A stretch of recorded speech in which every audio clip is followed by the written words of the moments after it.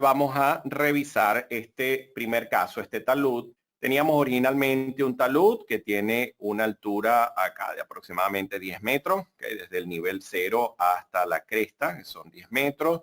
Luego, este talud tiene unos suelos que están definidos allí previamente. Acá están las características de una arena limosa y por acá tenemos las características de una grava bien gradada.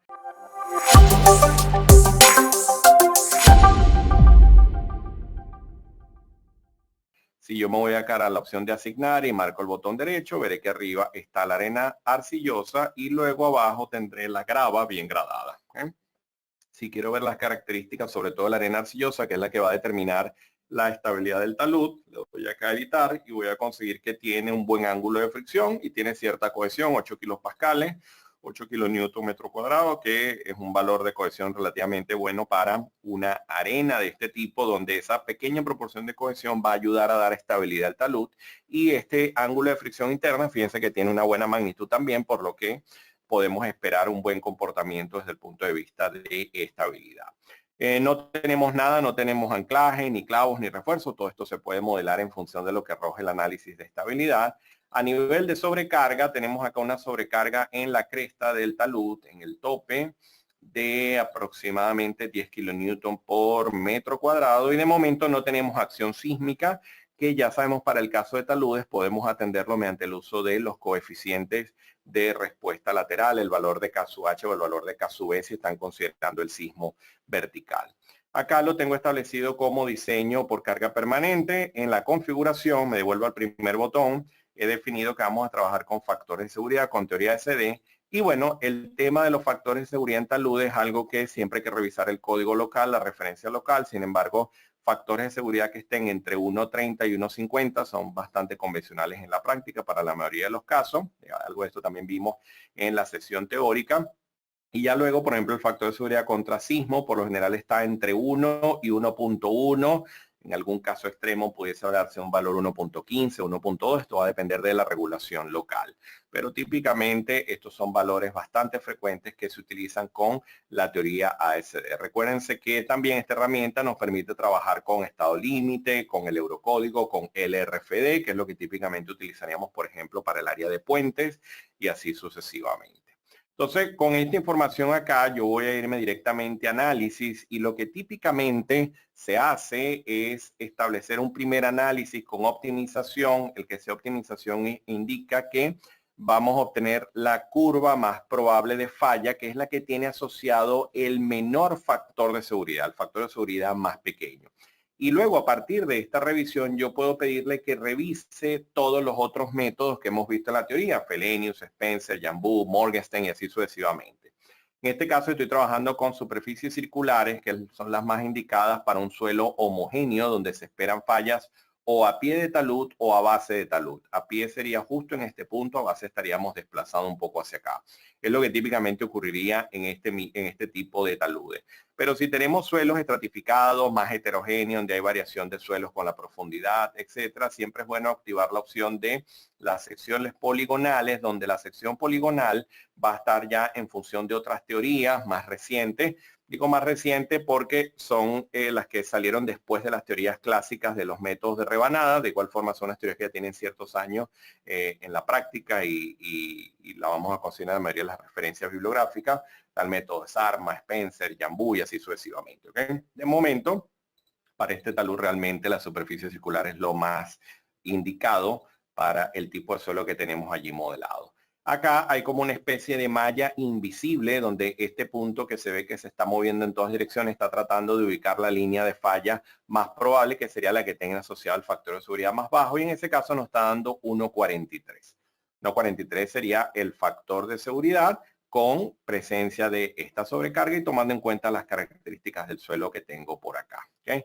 Ahora bien, vamos a ver cómo varía este valor de 1.43 a medida que vamos incorporando nuevos elementos al talud, como por ejemplo el agua. Si yo me voy acá al agua y marco acá en esta opción de agua, voy a ver que puedo asignar nivel freático, Puedo trabajar incluso con el coeficiente RU que me permite trabajar con la relación de presiones de poro que se mide en sitios con piezómetro. Muchas veces estas mediciones de presiones de poro o de relaciones de presiones de poro, que para eso se utiliza el coeficiente RU, se hace instalando tuberías de PVC perforada y hacemos unos monitoreos durante un cierto tiempo para poder ver las variaciones del nivel freático según la estación del año y todo esto. Esto nos permite también hacer análisis de sensibilidad. No es lo mismo que el agua esté más arriba, esté más abajo, entonces en función de eso podemos tener todas esas verificaciones. Si queremos incorporar superficies de succión, realmente tiene unas opciones para tratar el agua de forma bien interesante, sobre todo cuando interactuamos con el área hidráulica, ¿no? Muchas veces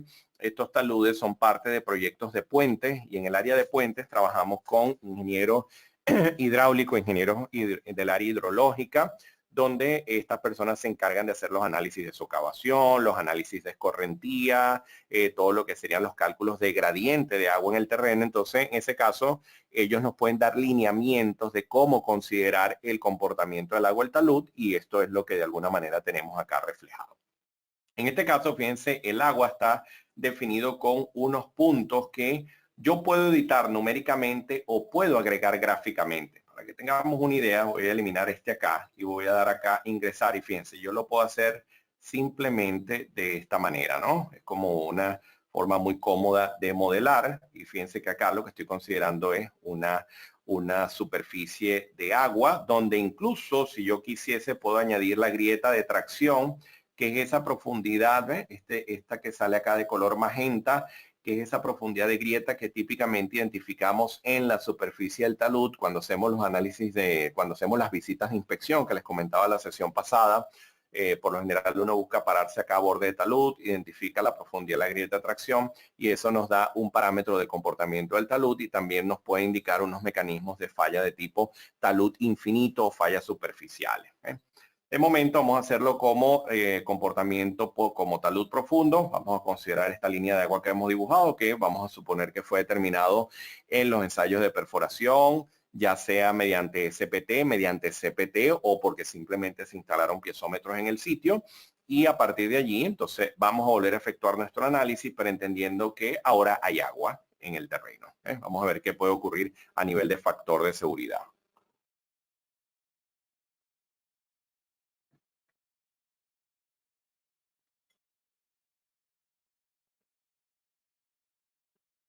Fíjense entonces que él vuelve a identificar la misma línea de falla que teníamos antes, pues dejé activada la opción de optimización, o sea que dejé que buscase por si existía una línea de falla diferente en lo que apareció el agua. De momento no, sigue siendo la misma superficie de falla, pero con un menor factor de seguridad.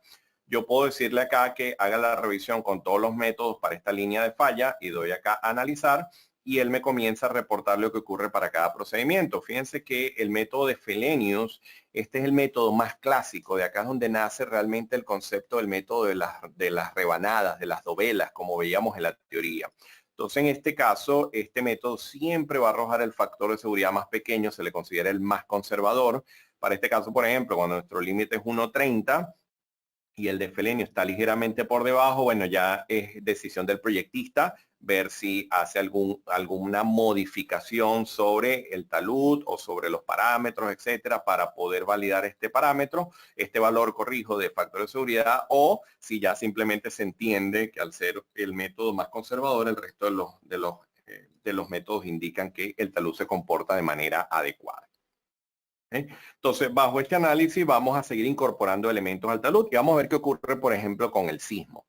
Vamos a dar acá aquí analizar sismo y este coeficiente horizontal que me indica esta flecha que tengo acá sería el que me va a permitir obtener las fuerzas desestabilizadoras por acción sísmica horizontal. En este caso no voy a considerar sismo vertical, pero lo puedo hacer de igual manera. El software permite incorporarlo en el análisis.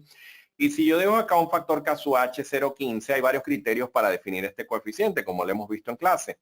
Y decíamos que uno muy frecuente, uno muy común y que realmente es muy cómodo en la práctica, que si tenemos el Peak Ground Acceleration del terreno, el PGA, y supongamos que ese valor es de 0.30 G, bueno, podemos hablar de un KSUH de el 50% de PGA, que es el método de Heath-Fins que les mencionaba en una de las láminas.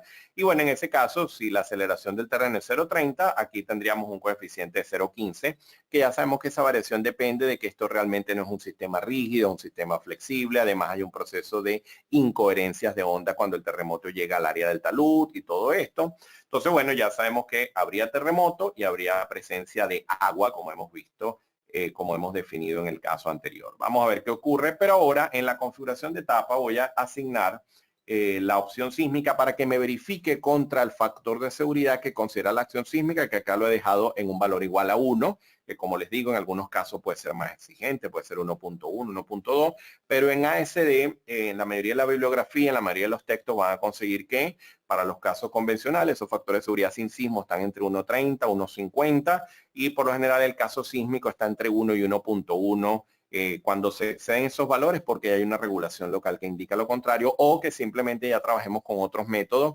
en donde consideramos estados límites de resistencia, eventos extremos, servicio, etcétera, que es lo que especifica, por ejemplo, el código LRFD o los lineamientos que indica el Eurocódigo.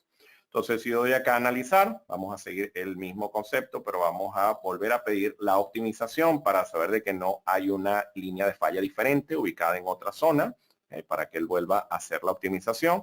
Y vamos a ver qué arroja por acá.